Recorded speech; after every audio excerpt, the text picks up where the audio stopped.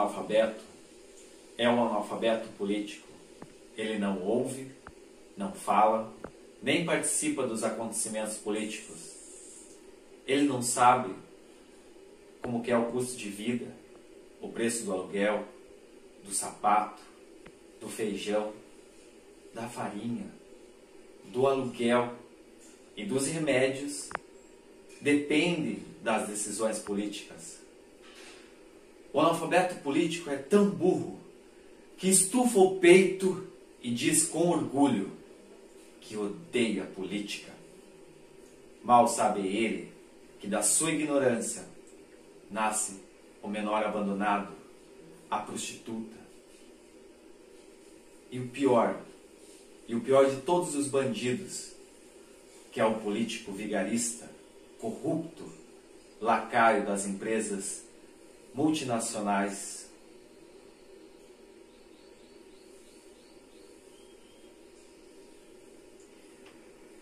Bom, esse pequeno texto que eu trouxe para vocês, né, agora um pouco improvisado, né, para também não poder, como se diz, para não ficar com o texto lendo para vocês, eu queria trazer um pouquinho de expressão, né, expressão facial, um pouquinho de atuação. Esse texto ele pertence a Bertolt Brecht. O nome desse texto, né, desse monólogo, é O Analfabeto Político. Bertolt Brecht fez esse texto há muito tempo atrás, né, algumas décadas atrás. Ele é um dramaturgo, né, ator, estudioso alemão. Ele fez esse texto lá numa época pós-Revolução Industrial. Nesse momento de Revolução Industrial, se vocês forem buscar na história o que estava acontecendo lá fora, na Europa, né, era um momento de vários avanços, né? As máquinas começaram a aparecer e fazer parte das empresas, das fábricas. As fábricas começaram, né, a crescer, se expandir, e começaram a aparecer a figura do empregado, do operário e do empregador, o patrão. Nesse primeiro momento, né, como não havia muita discussão a respeito como é essa relação do empregado com o patrão, havia muito o desprezo em relação ao empregado. E, né, o patrão era o que determinava as coisas, determinava uma rotina de trabalho enorme, determinava vários abusos na parte dos empregados. O patrão determinava trabalhar mais de 12 horas por dia, determinava várias coisas que hoje não acontecem. Mas por que hoje não acontecem? Esses textos de Bertolt Brecht, naquela época, eram para fazer, né, para causar reflexão na plateia. Então, ele pensou um teatro em que as pessoas, quando fossem assistir, não ficassem só romanceando, assistindo algo fora da realidade. Não, mas que ele visse um trabalho, né, um trabalho ali que remetesse à própria realidade de patrão e empregado, da questão da participação na política, né? Então, um texto mais reflexivo. Os atores, eles deixavam um pouco, né, todo um trabalho de romance, essas coisas de personagem, para um trabalho mais reflexivo, mais profundo e minucioso, em que a plateia ficava sempre perplexa, né, olhando aquilo e ao invés de estar, às vezes, viajando numa história, ela estava ali o tempo todo refletindo sobre o que estava sendo comunicado, né? Um teatro dialético, também conhecido como teatro épico. Essa videoaula, né, essa aqui é a terceira parte da videoaula número 2. Né? Eu sou o Jonathan, instrutor teatral. Então aqui eu prometi para vocês que eu ia trazer um pequeno texto teatral, até para mostrar para vocês como é essa dinâmica de preparação do ator. Né? Quando eu falo do ator, da condição do ator, eu estava mencionando muito sobre que o ator tem que estudar, tem que se preparar, ele tem que, né, buscar todo o conteúdo. Reparem, eu trouxe informações para vocês sobre o dramaturgo, eu trouxe algumas informações sobre o texto, eu trouxe informações sobre o contexto histórico, eu trouxe informações de como, né, eu devo me portar aqui como ator frente a esse teatro. Então repare que há todo um processo. ok? Então assim, quando nós pensamos no teatro, não podemos só pegar um texto, aqui o mesmo texto do Analfabeto Político, de Bertolt Brecht, pegar um texto e, né, vamos lá, então agora estou pronto, vou aqui pegar o texto, Analfabeto Político de Bertolt Brecht. O pior analfabeto é o analfabeto político. Não posso fazer isso, né? Isso seria uma falta de ética no teatro, né? Isso é uma falta de preparação para lidar com todo um repertório aí. O dramaturgo que fez esse monólogo, ele pensou também na preparação do ator. Ele pensou que esse texto não pode ser dado assim, de qualquer jeito. Tem que ter uma certa entonação, uma certa postura, né? Então o ator tem que buscar tudo isso, ok? Agora vocês comigo, vamos treinar um pouquinho só o comecinho do texto ali do Analfabeto Político de Bertolt Brecht. Então, vamos lá. Quero que vocês acompanhem agora em casa, né? Vamos fazer uma dinâmica aqui, ó, né? De igual para igual. Pensando já que vocês já tiveram um pouquinho da noção, eu gostaria muito que vocês pesquisassem mais sobre Bertolt Brecht. Ele tem vários textos, né, do teatro épico ou dialético. Então, assim, agora arrume lá o espaço da casa, separa um espaço, verifica a postura, respira fundo.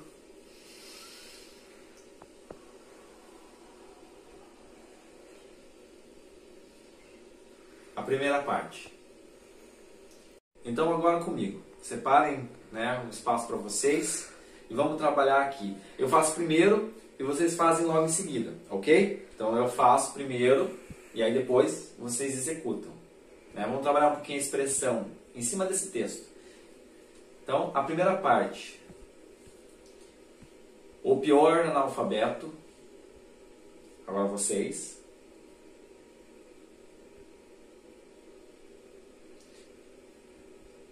É o analfabeto político. Vocês. É o analfabeto político. Ele não ouve. Não fala. Nem participa dos acontecimentos políticos. Agora vocês. Ele não ouve. Ele não fala,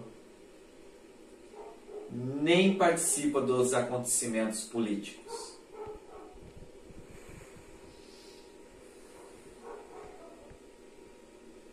Ok, então assim, esse é só o comecinho do texto, né? Para vocês trabalharem um pouquinho ali, ó, a postura, né? Verifiquem, se vocês puderem, né, em casa mesmo, faz de frente para um espelho, né?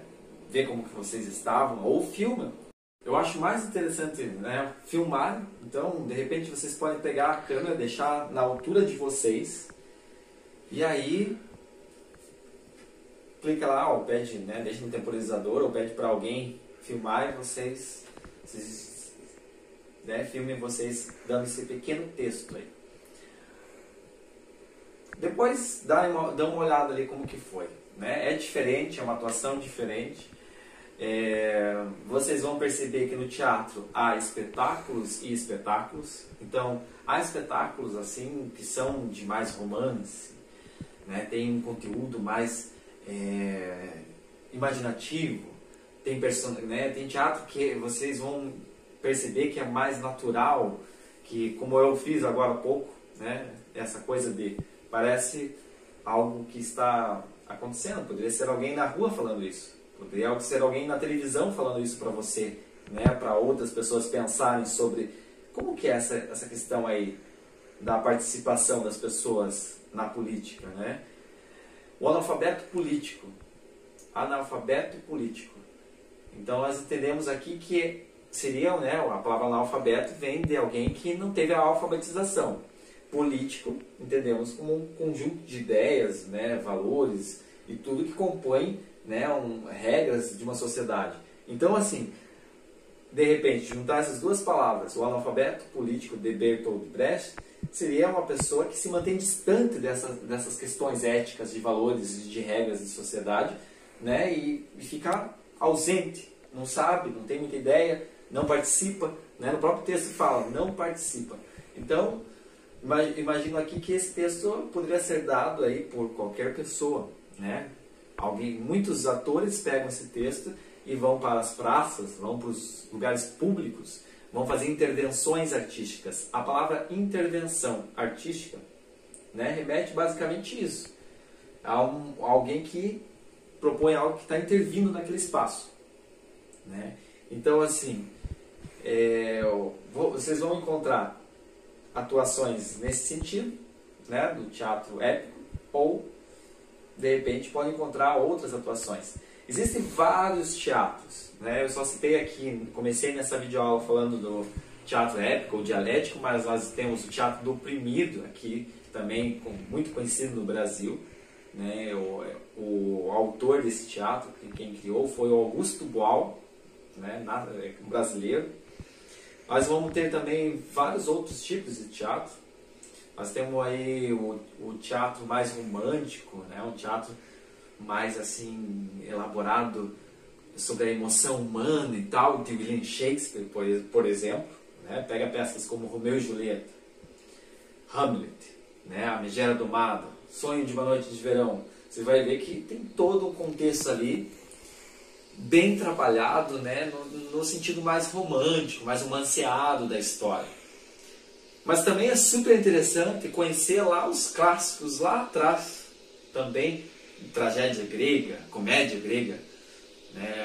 O ano passado, no Teatro Raquel Costa, foi apresentado pelo grupo de atores a peça Lisístrata e a Greve do Sexo. Essa peça é uma comédia de Aristófanes e traz várias reflexões também muito pertinentes à nossa realidade. Então, vale a pena conferir também textos assim.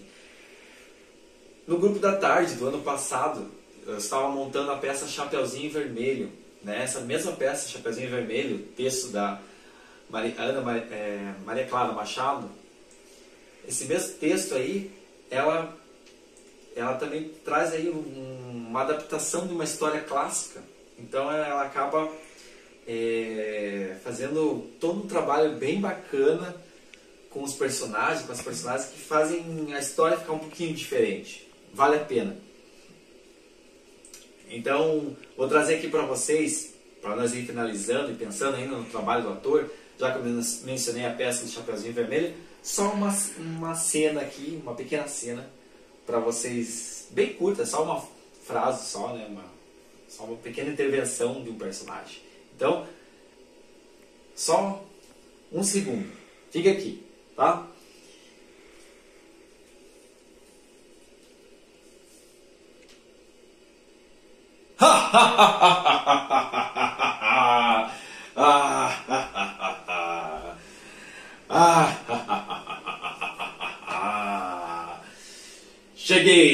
Cheguei!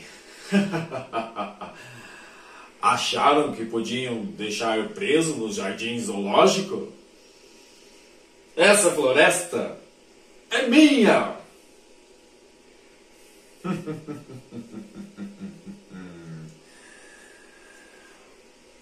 Bom,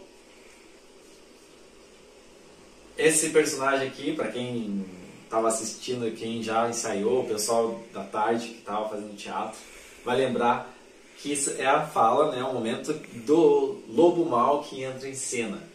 Então, assim, reparem a diferença da minha atuação, quando eu vim no primeiro momento, um texto todo reflexivo, para agora, nesse momento, que vim com uma outra postura.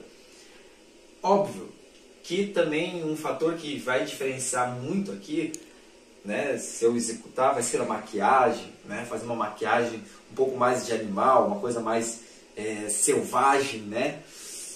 E aí, se eu entrar com essa maquiagem, com um figurino, né, com pelo e tal, eu vou levar a plateia para um outro plano, ainda mais com toda essa fala, né?